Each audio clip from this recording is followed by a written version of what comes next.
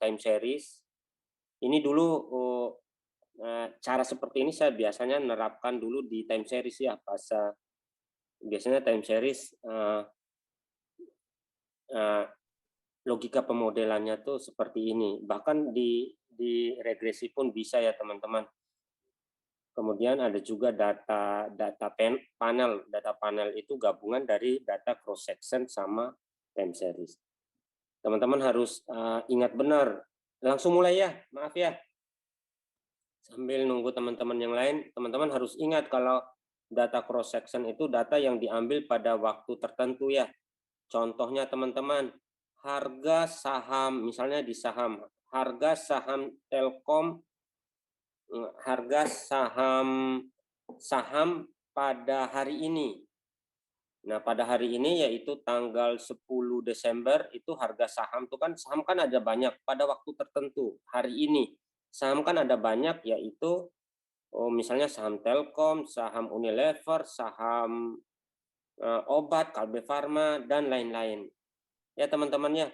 Jadi objeknya itu banyak, waktunya itu satu, itu disebut data cross section. Ya teman-teman ya. Misalkan lagi objeknya banyak, ingat objeknya banyak, waktunya satu. Objeknya, misalnya teman-teman, saat ini denyut nadinya teman-teman saat ini nih berapa? Saat ini, hari ini. Itu kan teman-teman ada misalkan di 2000 berapa tuh 2019 ada 40 orang. Jadi 20 orang 40 orang jadi hari ini nih dihitung denyut nadinya. Semua ya. Misalnya sampelnya itu udah data cross section diambil pada waktu tertentu. Nah, sedangkan data yang perlu teman-teman ingat, data time series itu objeknya satu, waktunya banyak. Kalau tadi objeknya banyak, waktunya satu. Ya, misalkan denyut nadi tadi, denyut nadi teman-teman hari ini, besok, lusa, dan seterusnya diukur, itu satu orang itu disebut time seriesnya satu orang itu. Sedangkan kalau waktunya banyak, objeknya juga banyak, itu udah disebut data panel ya. Ya teman-teman udah bisa membedakan data panel sama data cross section sama time series, sedangkan gabungannya adalah data panel ya teman-teman. Nah ini dan data tuh ya ada tiga itu teman-teman, ada tiga itu. Dan pemodelannya misalkan untuk cross section itu dimodelkan dengan regresi, time series itu dimodelkan dengan time series, panel ya dimodelkan dengan panel. Nah ini logika pemodelan secara umum teman-teman. Misalkan teman-teman, misalkan kita punya biasanya ini teman-teman, kalau di regresi banyaknya datanya cuma in sample aja. In sample ini data yang digunakan untuk pemodelan. Biasanya dalam pemodelan itu kita bagi dua data ya teman-teman. Misalkan kita kumpulkan data sebanyak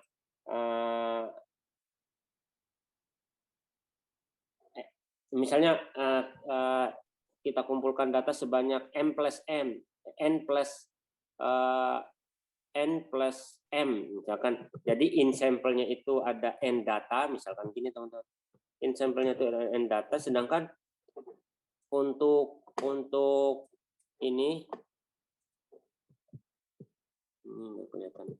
Ini misalnya m data atau data sebanyak n itu dibagi jadi dua ya. Misalkan atau data sebanyak n, ada data sebanyak n dibagi jadi dua, biasanya tuh 70 atau 80% itu digunakan untuk data pemodelan atau data in sample, sedangkan sisanya itu sekitar 30 atau 20% itu digunakan untuk menguji sejauh mana sih itu model itu baik apa enggak. Sejauh mana model ya untuk menguji data out sample itu ya teman-teman ya paham ya. Biasanya sekali lagi misalkan lagi untuk data time series saya kumpulkan data dari data saham dari tahun 2010 sampai 2020. Itu 2010 sampai 2020 itu saya gunakan untuk bikin modelnya. Kemudian 2000 data 2021 itu misalnya data harian atau bulanan, khusus 2021 itu saya gunakan untuk menguji apakah data yang saya bangun itu baik apa enggak. Itu disebut data out sample ya. Biasanya regresi pun bisa teman-teman. Teman-teman mengumpulkan data sekitar 180 itu untuk dimodelkan, 20 data itu untuk menguji apakah modelnya itu udah baik apa enggak. Biasanya gitu ya. Atau bisa menggunakan dimodelkan semuanya. Nanti kalau ada variabelnya itu dimainkan, misalnya ada data baru, ini masuk kategori mana nih dia nih, baru dimasukin variabelnya ya. Ya teman-teman, biasanya kita bagi jadi dua, misalkan ada data in sample, sekali lagi data in sample itu digunakan untuk pemodelan, data out sample itu digunakan untuk menguji sejauh mana model itu meramalkan atau memprediksi jika ada keadaan baru. Ya, di buku-buku kenapa saya pengen nyampaikan ini teman-teman, di buku-buku kita itu kebanyakan masih menganggap data in sample, nggak membahas data out sample. Saya pengen, karena di buku-buku itu banyak hanya in sample, jadi saya pengen ngenalin teman-teman biar logika pemodelan secara umum ada gimana sih untuk menguji pemodelannya. Nah, sekarang untuk melihat data model itu baik apa enggak, misalkan ini teman-teman, misalkan ini di sini saya coba misalkan teman-teman. Misalkan data ada satu variabel terikat Y, kemudian ada 3 variabel. Ini coba dikoreksi ya, siapa tahu logika saya salah nih di sini. Ini misalkan ini teman-teman. Misalkan ada Y, ada 3 variabel bebas, variabel bebas. Ternyata 3 variabel bebas itu ada semuanya signifikan ya teman-teman. Semua signifikan, kemudian pas setiap satu variabel bebasnya itu semuanya signifikan juga. Logika saya kalau satu variabel bebas modelnya itu ada tiga variabel bebas kombinasi satu ya, jadi 3. Kalau 2 variabel bebas semuanya terpenuhi itu 3 kombinasi 2 ya 6, jadi ada 10 model yang signifikan, misalkan ya, yang signifikan. Jadi kalau 10 model signifikan artinya 10 model ini artinya 10 model tersebut dapat digunakan. Nah, pertanyaannya, model mana yang paling baik? Yang paling baik ya teman-teman. Yang paling baik kan 10. Apakah semuanya digunakan? Kalau 10 model signifikan dan 10 model tersebut dapat digunakan, kita kan harus milih ya, kira-kira mana sih yang paling baik. Ini kalau pengen milih ya, kalau nggak milih juga nggak apa-apa. Asal milih, boleh. Cara milih itu macam-macam teman-teman. Cara teman-teman milih itu macam-macam. Saya pengennya model yang variabelnya banyak. Jadi jelas teman-teman, karena semuanya variabel, yang 3 variabel. Tapi ada prinsip lagi teman-teman. Kalau ada yang lebih sederhana, ngapain yang kompleks ya, gitu kan. Ada juga prinsip-prinsip yang ya saya pengen yang sederhana aja, toh bisa sama-sama digunakan. Nah, ada beberapa kriteria teman-teman yang bisa teman-teman gunakan. Nah, di buku ada ini sekilas yang misalnya teman-teman bisa menggunakan R-square atau adjust R-square ya. Makin tinggi R-square-nya itu udah makin tinggi, itu udah model yang paling bagus. Ini ya, ini yang pertama. Nah, yang kedua itu ini yang in sample ya teman-teman, yang diregresi pada umum. Kemudian yang kedua itu MSE, SMS terkecil. Ada MSE terkecil, MSE terkecil. MS itu adalah ini teman-teman. MSE itu rumusnya error dikuadratkan dibagi jumlah data. Jumlah data ini ya. Error dikuadratkan dibagi data. Ya teman-teman, error dikuadratkan dibagi data. Jadi karena error, jadi MSE itu adalah dia yang terkecil. Ya, yang ini teman-teman, ini adalah model ini, model yang baik. Yang baik adalah yang nilainya besar. Sedangkan yang ini adalah karena mengandung error, karena ada error. Ini tiga-tiganya ini ada error, maka yang baik adalah yang kecil. Ingat, R-square itu kemampuan menjelaskan, sedangkan error itu adalah penyimpangan. Kalau dia mampu menjelaskan dengan baik, Y itu udah yang model yang baik. Sedangkan kalau yang salah-salahnya kecil, dia ada yang baik. Sekali lagi, kriteria itu bisa teman-teman terapkan di kehidupan teman-teman ya. Oh, orang yang baik itu orang yang bohongnya sedikit. Ya, model yang baik itu, orang yang baik itu adalah orang yang tampaknya itu dengan melihat orangnya aja udah ketahuan itu dia bisa menjelaskan dirinya sendiri dari. Ya teman-temannya, yang pertama MSE itu adalah error kuadrat dibagi jumlah data yang digunakan. Nah, yang kedua itu ada istilahnya AIC teman-teman. AIC itu kriteria. Nah, yang di sini teman-teman, yang di sini ini MSE.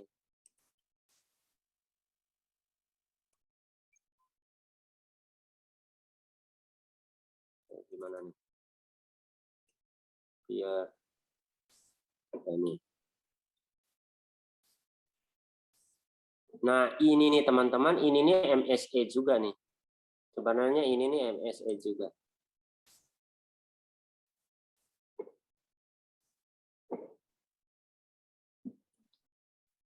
JKS model KM dibagi N. Ini sebenarnya MSE, sebenarnya error dikuadratkan dibagi N. Ini ada dua ya, AIC sama BIC. Nah, pertanyaannya mirip teman-teman. Mirip AIC sama BIC nih, mirip. Nah, sebelumnya MSE itu error kuadrat dibagi N. Sedangkan AIC itu dia memperhitungkan P ini teman-teman. P itu adalah jumlah parameter. Jumlah parameter itu dipengaruhi oleh jumlah variabel. Nah, AIC ini memperhitungkan komplektivitas dari model itu teman-teman. Yaitu dia memberikan penalti terhadap jumlah parameter, yaitu P. Sekali lagi, makin banyak variabel, jumlah parameternya makin banyak ya teman-teman. Coba teman-teman lihat di sini. Kalau ini kan Y sama dengan, kalau 3 variabel kan ada beta 1, beta 2, beta 3 ya. Sedangkan kalau satu variabel cuma beta 1. Jadi dia memperhitungkan jumlah parameternya. Jadi ada P ya teman-teman. Jadi AIC ini dia mempertimbangkan komplektivitas daripada model. Dengan bertambahnya parameter, sejauh mana sih errornya itu berpengaruh. Jadi dia memberikan ini ya teman-teman.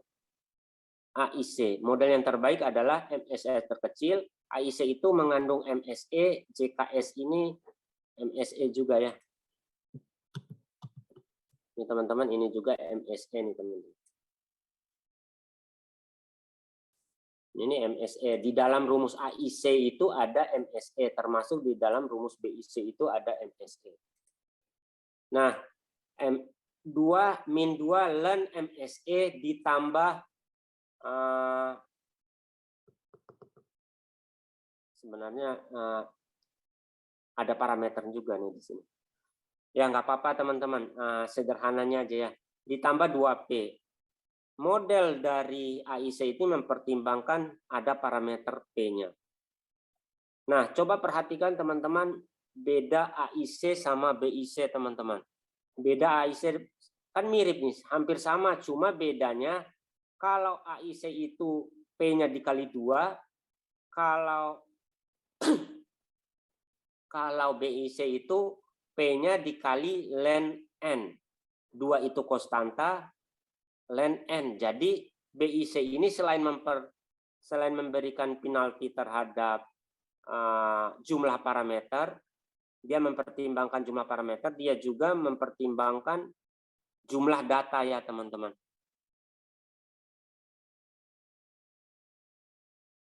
Ya teman-teman, jadi untuk melihat model yang baik, kalau data in sample itu ya ada di teori regresi, bisa untuk ukuran tuh bisa MSE, AIC, bisa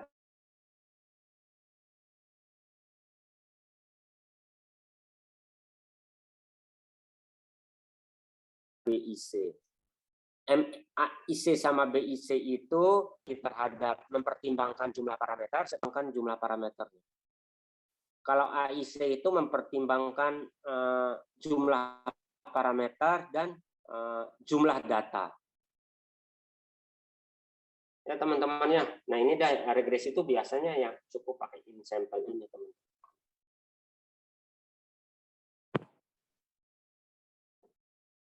Ya sebagai ilustrasi, misalnya model mana yang terbaik? Model yang terbaik yang pertama itu kita bisa menggunakan mana aja teman-teman, boleh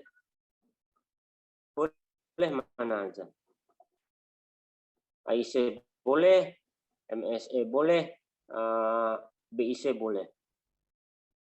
Kalau saya dulu sukanya tuh BIC ya, saya sukanya BIC. Kenapa BIC? Karena dia mempertimbangkan jumlah parameter sekaligus banyaknya data. Tapi kalau banyaknya data tetap semua ya AIC aja cukup ya. Kalau saya lebih suka BIC atau AIC. MSE boleh nggak ya? Tetap boleh ya. Namanya juga kriteria bebas ya teman-teman. Ya teman-teman. Kalau MSE itu teman-teman, hukumnya tuh cenderung MS itu makin banyak parameter, itu MSE-nya itu makin kecil. Kecenderungannya. Kecuali ya nggak signifikan dan lain sebagainya. Identik dengan R-square ini, makin banyak parameter itu makin banyak yang menjelaskan. Kecenderungannya seperti itu teman-teman. Nah, mana yang baik? Nah, untuk data in sample ini teman-teman. Jadi jawabannya tuh untuk data in sample boleh pakai yang atas tadi ya. Boleh pakai ini. Bisa.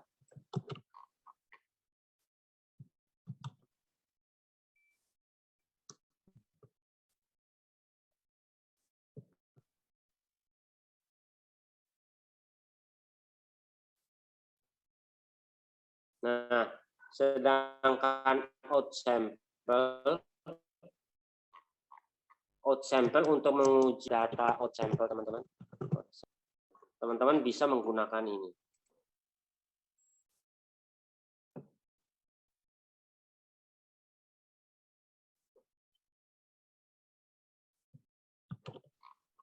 Out sample bisa menggunakan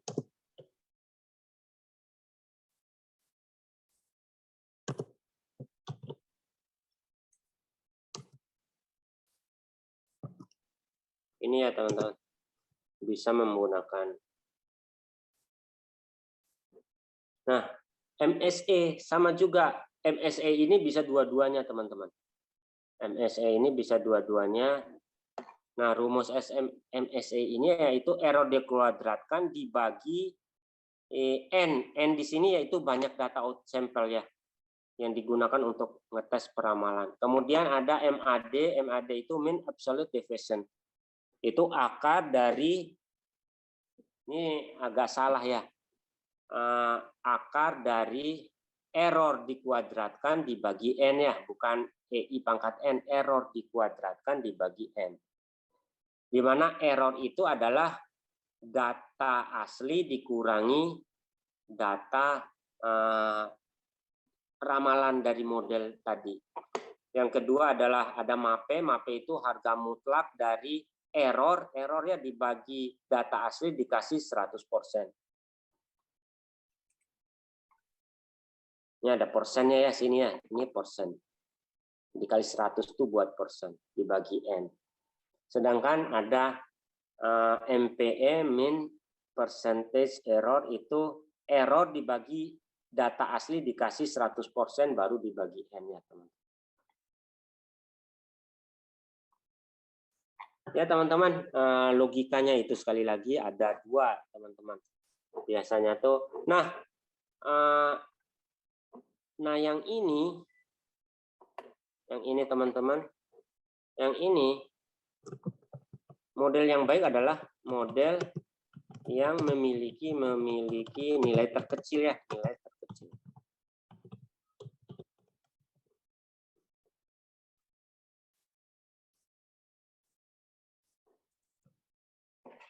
Udah teman-teman. Nah sekarang dulu satu punya seperti ini teman-teman. Saya sempat ngerjain, saya coba ada data out sample sama data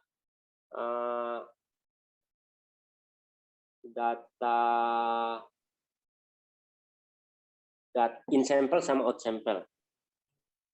Misalkan teman-teman, misalkan kita sama-sama menggunakan kriteria yang ini ya, kriteria yang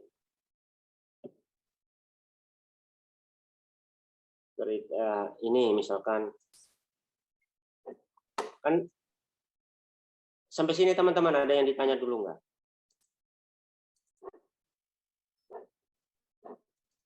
Coba. Nah, teman-teman sampai sini ada yang ditanya nggak? Ilustrasinya yang kayak misalnya data yang kemarin ada. Saya coba yang kita pakai kemarin. Nah, teman-teman kalau ada yang ditanya boleh ya. Dan pas belajar itu saya juga mengalami dilema kayak teman-teman juga kadang ada dilema.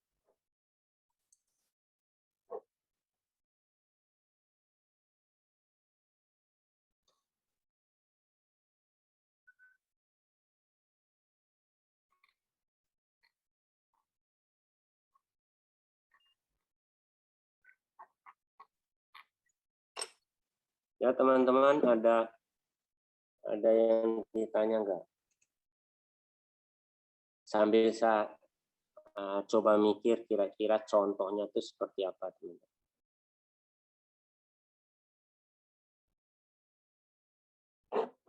Misalkan teman-teman di sini misalkan ada error. Ya teman-teman ada yang ditanya enggak teman-teman? Ini saya salah mencet SPSS malah loadingnya lama nih teman-teman. Nggak bisa gerak nih. Yuk.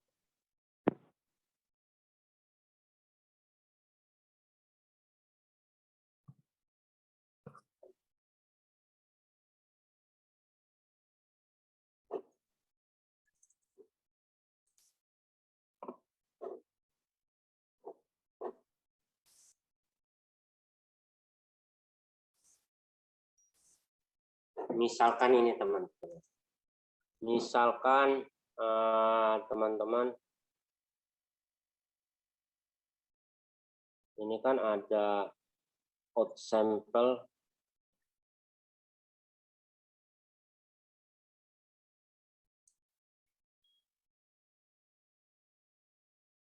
coba.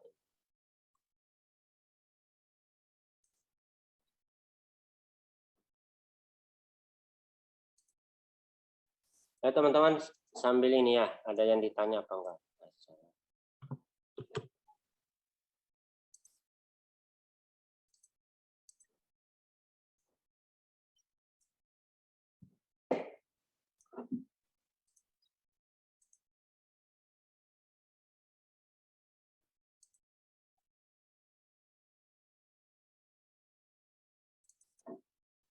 Ini misalkan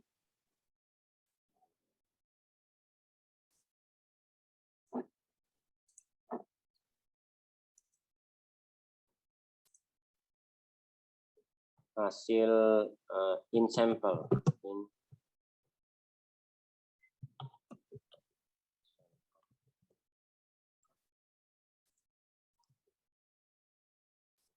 Ini out sample.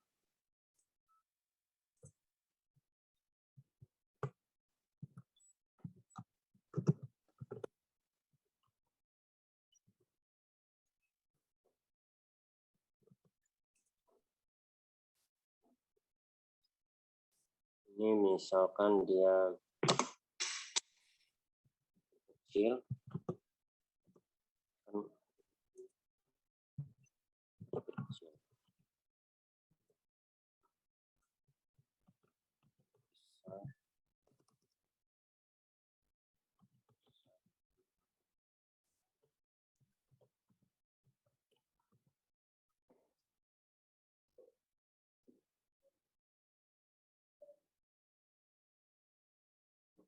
Nah, ini beberapa kemungkinan hasilnya, teman-teman. Ini beberapa kemungkinan hasilnya. Kalau dia in sample-nya itu sama-sama kecil, nggak masalah ya. Ya nggak, teman-teman?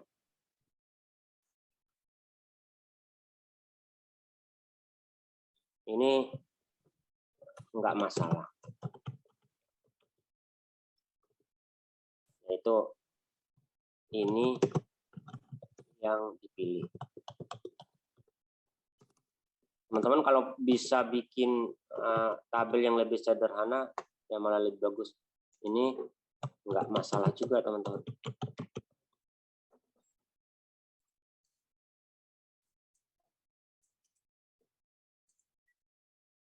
Nggak masalah. Pilih ya kan, teman-teman. Nah, masalahnya tuh gimana kalau in sample-nya kecil. Nah, ini teman-teman.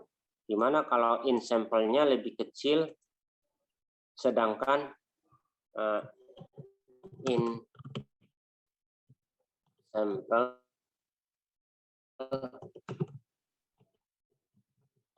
lebih kecil,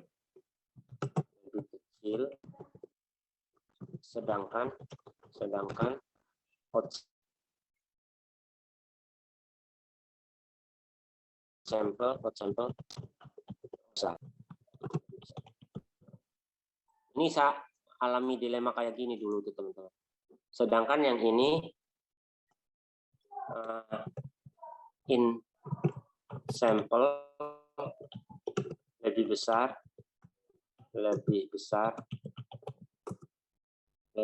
sedangkan out sample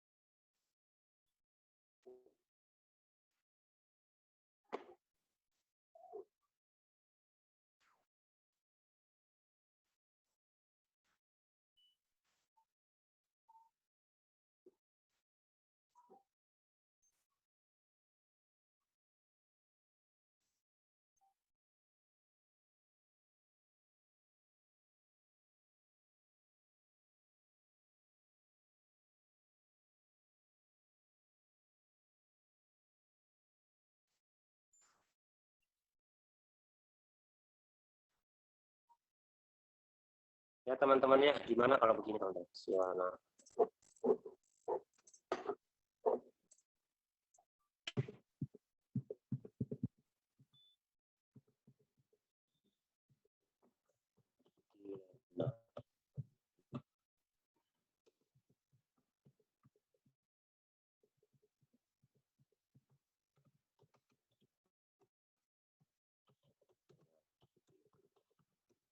Nah, ini teman-teman, jika teman-teman menemukan situasi seperti ini, misalkan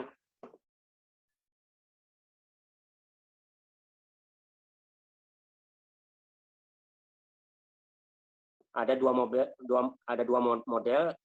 model tersebut in sample-nya itu bisa in sample besar atau in sample-nya lebih besar, sedangkan out sample-nya lebih kecil. Nah, untuk seperti ini teman-teman, kalau teman-teman ini untuk time series ya, untuk cross section tuh kayaknya nggak perlu pakai in sample out sample, tapi buat nguji-nguji boleh, karena di satu waktu tertentu ya, ini dilema di data time series dan panel. Nah, mana yang dipilih? Nah, ini alasannya teman-teman, karena out sample itu masa lalu,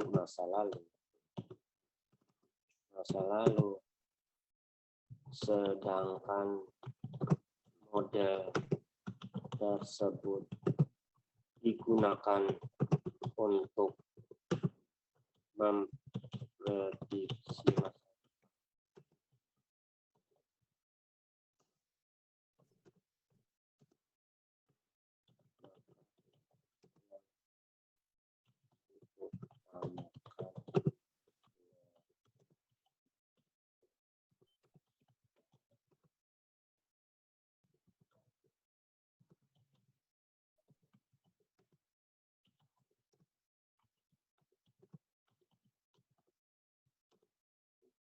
Ya teman-teman ya. Jadi kalau alasannya itu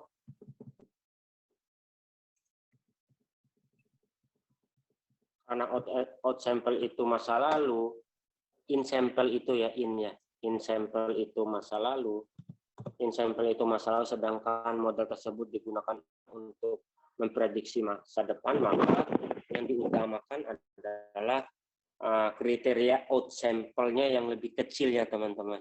Ini untuk data time series ya. Kalau untuk data panel tetap mending digunakan data semuanya ya, kan waktu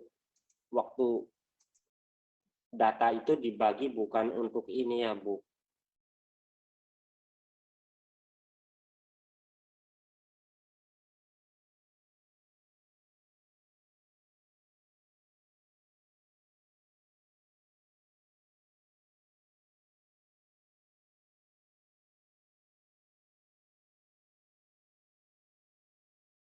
Kan dimodelkan semuanya, dibagi itu memproduksi ya teman-teman ya, dan itu dibagi jadi dua ya, yaitu sedangkan regresi itu cukup data in sample-nya aja, karena data saat itu untuk memproyeksikan ke depannya teman-teman. Dan teman-teman sampai sini teman-teman ada yang pengen ditanya enggak? Nanti ini saya share ya teman-teman. Saya share ulang. Saya ulangi, kalau in sample-nya itu lebih kecil, out sample-nya lebih kecil, nggak masalah, ini dah yang dipilih. Tapi kalau in sample-nya besar, out sample-nya juga besar, lebih besar ya, yang nggak masalah juga teman-teman, kan jelas, nggak usah dipilih.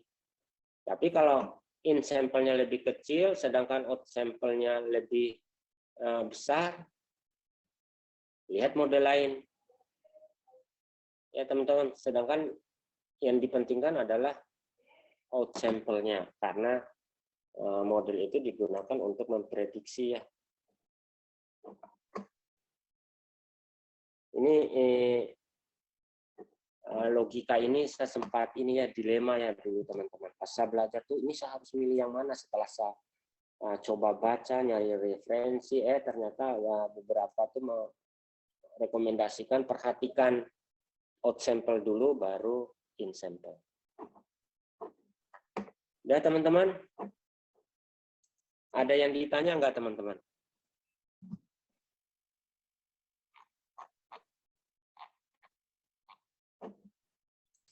Sampai sini ada yang ditanya nggak?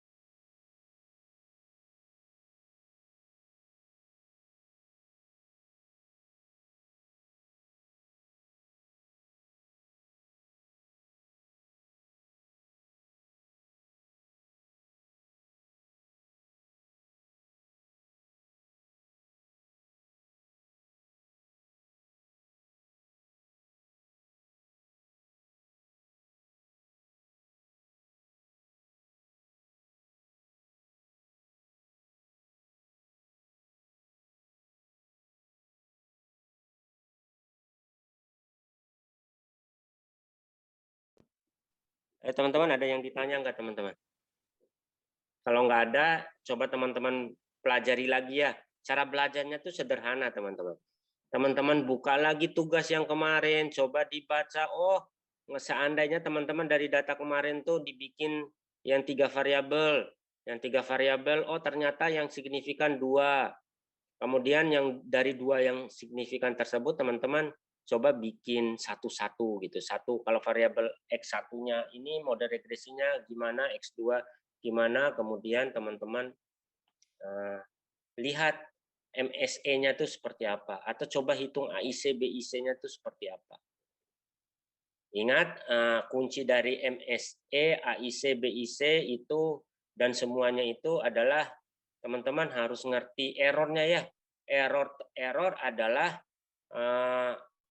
harga asli, nilai Y asli dikurangi nilai Y model. Intinya tuh di error itu, teman-teman.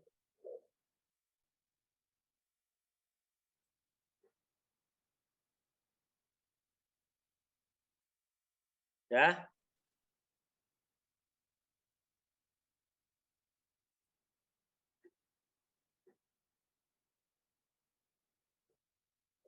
Ya, kalau nggak ada teman-teman,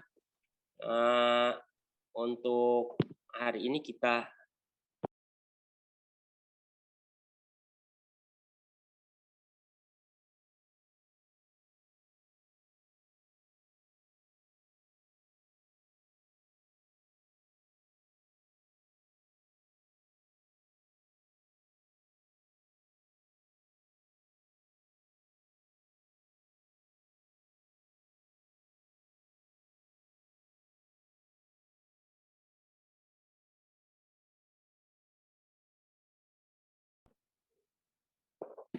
udah. Kalau nggak ada teman-teman, sekali lagi pesan saya teman-teman, coba teman-teman baca tipsnya tuh, teman-teman lihat tugas kemarin, coba hitung AIC, BIC-nya. Inti dari AIC, BIC, MSE di sini yaitu nilai, intinya error ya teman-teman. Error di mana nilai AIC, intinya adalah error. Error itu adalah nilai data asli dikurangi nilai perkiraan dari model tersebut. Atau dinotasikan, kalau data asli itu, Y asli itu adalah YI, sedangkan Y dari model itu adalah Y topi. Dah, hari ini cukup ya teman-teman. Kalau nggak ada yang ditanya, ada nggak? Nah, teman-teman ada yang ditanya nggak?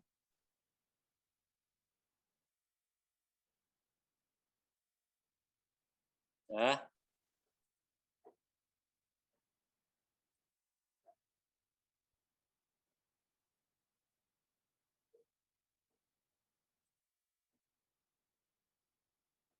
ada teman-teman ada yang ditanya?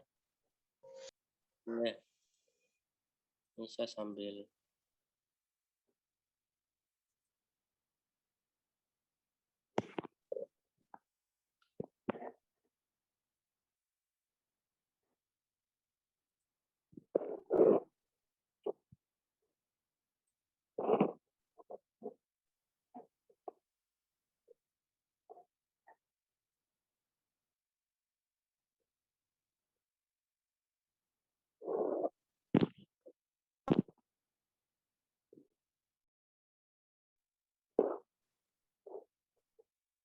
Udah, kalau nggak ada kita cukupkan teman-temannya. Terima kasih ya. Sekali lagi sehat selalu, jaga kesehatan, ya nikmati aktivitas teman-teman, entah itu di rumah, di Jogja, atau dimanapun. Udah ya, makasih. Assalamualaikum warahmatullahi wabarakatuh. Waalaikumsalam warahmatullahi wabarakatuh. Terima kasih, Pak. Pak.